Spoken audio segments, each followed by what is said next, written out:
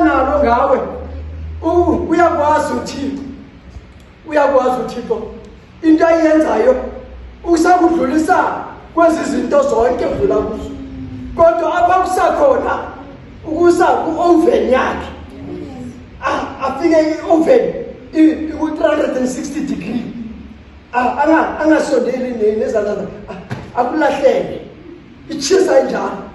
Ngexesha itshisayo uThixo uphethe umsa wakhe apha ngaphandle, umane evuthulula umsa wakhe.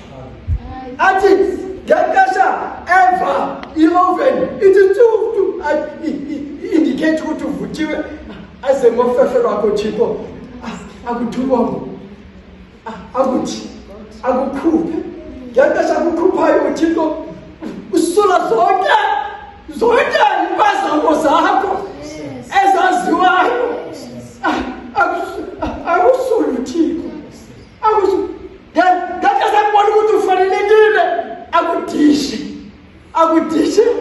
athi akukudisha athi uDavide ulungiselela isithebe phambi kwababandezeli hlala etafuleni nabo, utshe nabo, uhlake nabo, kanti wena yakho i-assignment iyodwa kuba uThixo ukukhupha ku-oven yakhe.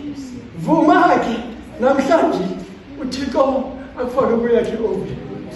Njengoba unjalo uyazi into yokokuba xa uphumayo uyaphuma usemandleni, uyaphuma isidalwa esitsha. Basathi bonke abakubonayo bathi bathetha lezi zinto bambelele kumazi athi yabonani zonke izinto uThixo uzenza nje. Ayizoba nguwe uthethayo, uyawuthetha imisebenzi yakho. Wena into uzawuyenza uyakusebenza nje. Mawusebenza nje kubonakala konke okwenzekayo.